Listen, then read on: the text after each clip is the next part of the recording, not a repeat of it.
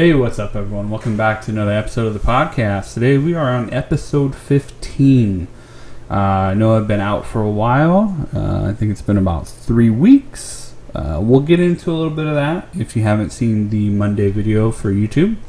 But let's jump into gratitude time. And so today I am grateful for the people in my life that I can lean on in times of struggle to help me. Now, some of you may be wondering, this is a different camera angle if you're watching the YouTube video. If not, you won't see it then. But today we have a lot of information for me to share with you guys, and it's a little bit easier for me to face my computer to talk about what we're going to be talking about today. So today we're going to be getting real about depression. Now, some of you may or may not want to hear this topic. I want to say first off, I'm not an expert. I'm not claiming to be an expert. I'm not claiming to be anything other than somebody who is just sharing information for the masses to help you to maybe become a little bit more aware. And I'm just trying to bring some awareness to mental health and other things. So today we're going to be talking about depression. And depression is a noun, which is a mental health disorder characterized by persistently depressed mood or loss of interest in activities causing significant impairment in daily life. And there are different types of depression. I have 4 of them here that I'm going to give you some definitions on. Postpartum is following childbirth or the birth of young. Lots of women and men can also go through postpartum. There is psychotic depression, which is relating to, denoting, or suffering from psychosis. There is seasonal depression. Depending on where you live in the world, you can get seasonal depression. It's relating to or characteristics of a particular season of the year, mainly winter time. Generally encompasses seasonal depression. And last but not least, bipolar, having or relating to 2 poles or extremities. Extremity? Yeah. Anyways, I'm terrible at pronouncing things. Yeah, basically 2 extremes. Really, really, really happy and really, really, really sad. There's just no in between. It's one or the other. That's what bipolar is. So, again, not claiming to be an expert, don't have a degree in psychology, yada, yada, yada. Just trying to spread awareness. The reason being, if you haven't seen the Monday video that I posted, or if you're listening to this a year from now, I did post something back on September 22nd of 2019. So depending on when you're listening to this or watching this, I went through a period of depression recently, and it wasn't severe depression to where I couldn't get out of bed and I didn't want to eat or anything like that. It was mild depression, where I didn't even want to make videos. I still got up, I still went to work, I still ate dinner, but things just seemed like I was in a fog. The days were just blending together. I lost all sense of just happiness in a way. I just wasn't feeling like doing things. I mean, it wasn't, like I said, the full-fledged depression where I just laid in bed all day and didn't want to talk to anybody. No. I still talked on the phone to family and other things, but it was, I think if people didn't recognize what it was, they wouldn't have been able to tell the difference. Some people probably would have been like, oh, well, maybe he's just having a bad day today because of the one day they interacted with me. But anyways, that was the whole point behind this podcast. I said, you know what better way to try to strengthen myself in this is to kind of try to overcome this a little bit by sharing. And it's hard to talk about this as far as, because I know a lot of you are going to relate to this when I say this, but you do feel weak that you feel like you allowed yourself to be broken down and you feel this sense of worthlessness, this sense of, really, why am I being this way? Why is this happening to me? You have all these feelings, and you sit there and you're just like, but I feel like such a strong person. Why am I being hit with depression? Doesn't this happen to other people? And I'm not saying this to talk bad about other people that go through depression. No, I'm expressing the feelings of thought processes going through my mind when I'm going through the depression. Because I myself feel like a very strong person. I feel like I tackle a lot of things mentally and physically, and I'm not stupid, and I'm not saying everyone's stupid. The point is I know that I know my limits. I know that I know how to do certain tasks. So when you get to that point, you can't help but doubt yourself. You can't help but question yourself, and it's a very slippery slope. It goes downhill really quickly. And I know a lot of you can relate to that. I know a lot of you have felt those same things. And what you have to realize is you are not worthless. You are not any of those things that you're doubting yourself. You're stronger than what you're believing yourself to be in that moment. You're just in this sense of self-doubt. You're in this depression. You're in this feeling of hopelessness. And so sharing that with you guys is what I want to try to connect with what I'm going to be talking about right now, with what I was feeling, so that you guys can understand.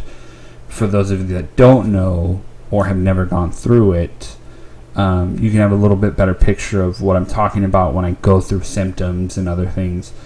But the other people that are listening to this that have experienced it, you'll know exactly what I'm talking about. So I'm hoping that I can bridge the gap there.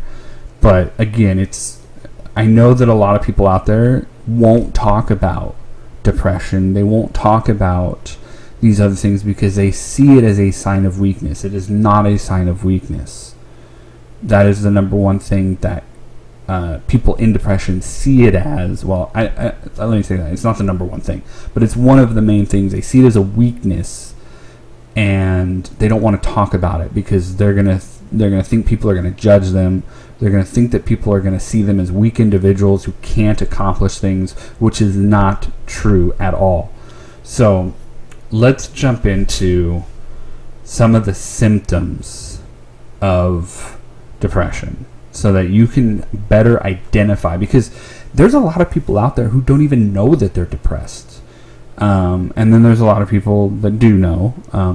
But I can tell you right now that I'm almost positive there's a lot of people out there that are going through life not really realizing that they are depressed in one of the ways that I mentioned before, either postpartum or bipolar or anything like that. And so if you feel persistent sadness, anxiousness, or empty mood, feelings of hopelessness or pessimism, irritability, feelings of guilt, worthlessness, or helplessness, you starting to see what I was talking about here? Loss of interest or pleasures in hobbies and activities, decreased energy or fatigue, moving or talking more slowly, feeling restless or having trouble sitting still, difficulty concentrating, remembering, or making decisions, difficulty sleeping, early morning awakening or oversleeping, appetite and or weight changes, thoughts of death or suicide attempts, aches or pains, headaches, cramps, or digestive problems without a clear physical cause and or that do not ease even with treatment. So that last one, that one's a crazy one to think about, that your body can actually go into all of these different symptoms that are caused by other diseases and other things out there and won't ease with treatment. Because normally you get a cold, or you get the flu, you take some medicine because you get aches and pains, you get cramps, you get headaches, you get digestive problems, diarrhea, and it goes away. You take some, Dayquil or some Theraflu or whatever, and it helps you feel better.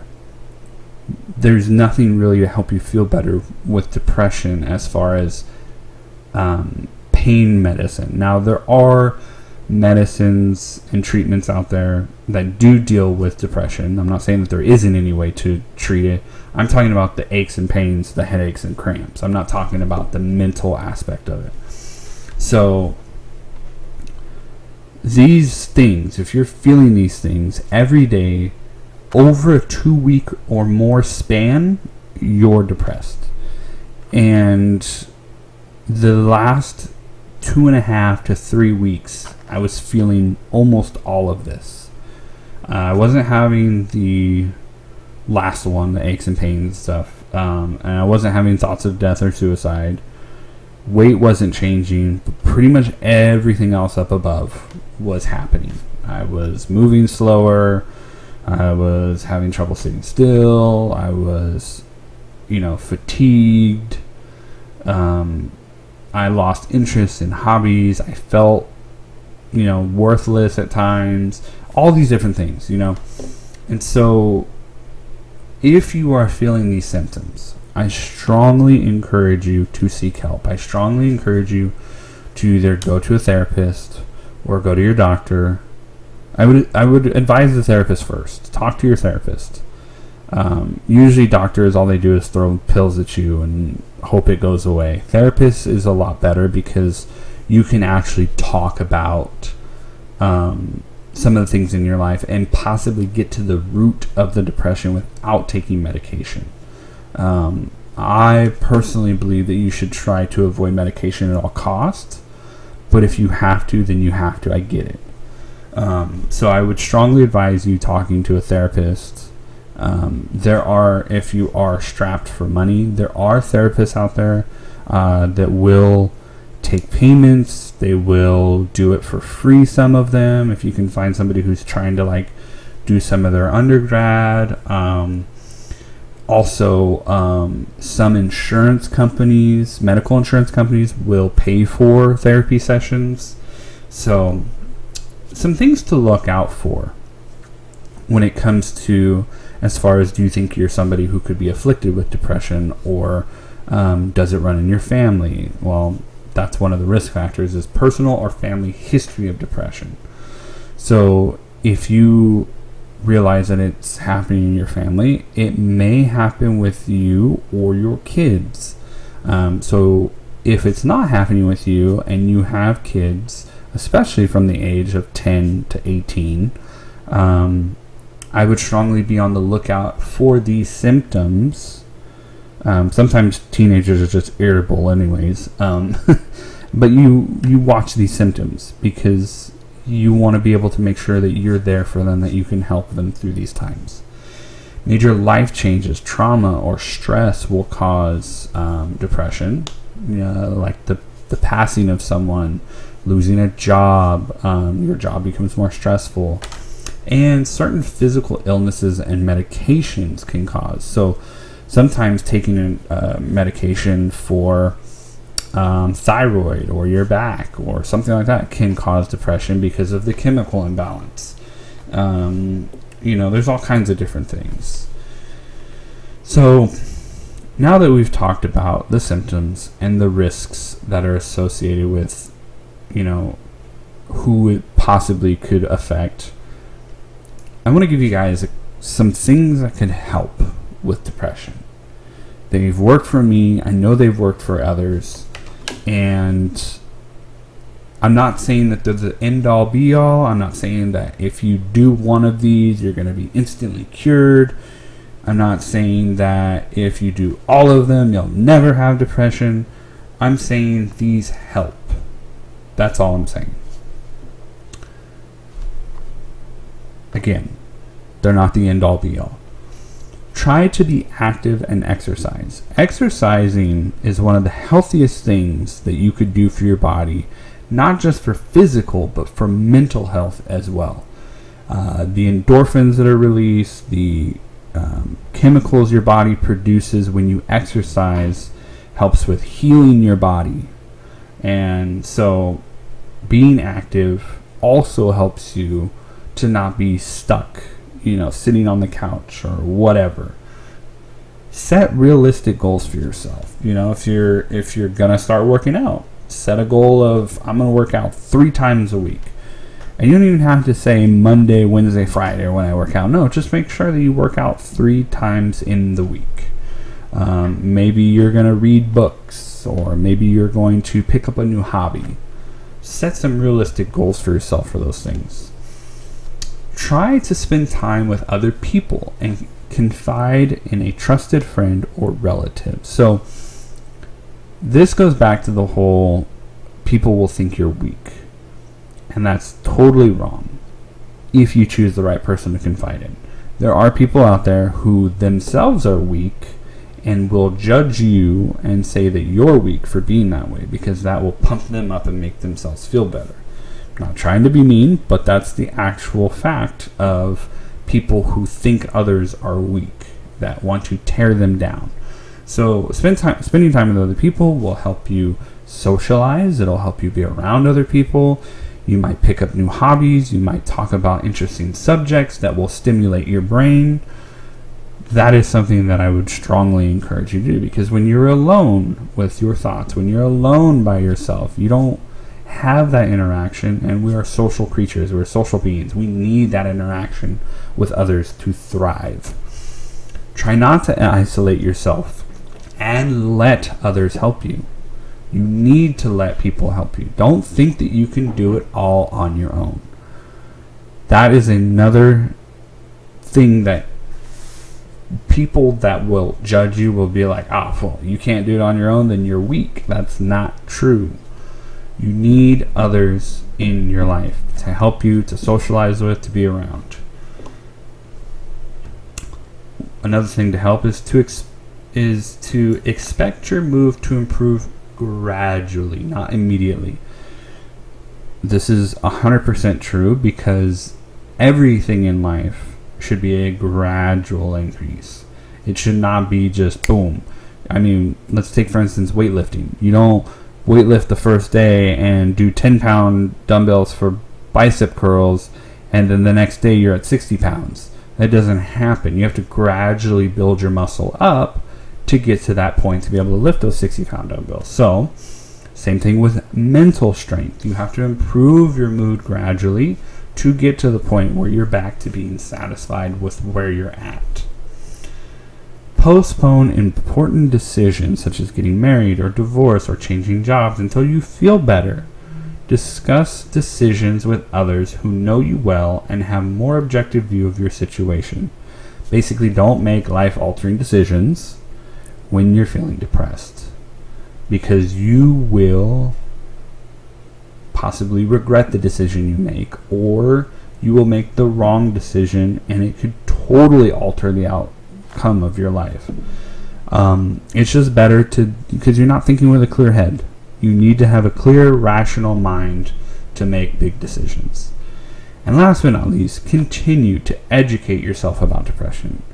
Don't just think, okay, well, I feel better, it's over, I'm never going to go through this again. No, you will. I've had it multiple times. And again, it's not that I've been severely depressed. It's a mild depression. And it happens. But the more you're educated on it, the more you know what's going to happen, the more you know what's happening when it's happening, the better chance you have of coming back to a solid mental state, the better chance you have of reaching out to others for help, the better chance you have of, going through this and coming out the other end and being like, okay, that happened. Why did it happen?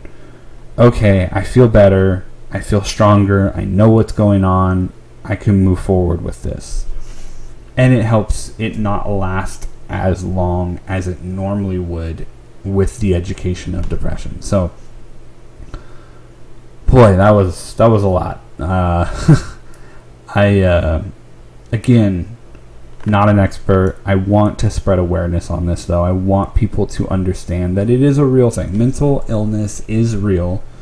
It affects many people, and it's something that we need to educate ourselves on, and we need to share it as much as possible with one another, with loved ones, with friends. and understand that it is not a weakness. It is not something to be disregarded. It is real. And the last thing I want to say is, if you do get to the point where you are having suicidal thoughts, you are thinking about taking your life, please, before you make any decision like that, get help. There's the suicide prevention hotline. There are many people out there that would take your phone call in a heartbeat and tell you that there is so much more to life than that. The suicide doesn't just affect you, it affects everyone you know. It hurts everyone you know. And I understand that you may be in a lot of pain. You may be in a world that you think you can never come back from, but you can, and it is worth fighting for. So again, if you are feeling that way, there are tons of people you can call. First, starting with the suicide prevention hotline, loved ones, family members, friends, whoever. Please reach out.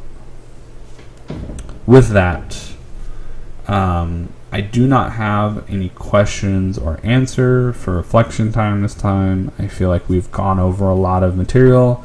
I feel like you guys probably have some questions for yourself or some reflecting to do on yourself, and so I will leave that up to you. And with that, I hope you all have a wonderful day, and God bless.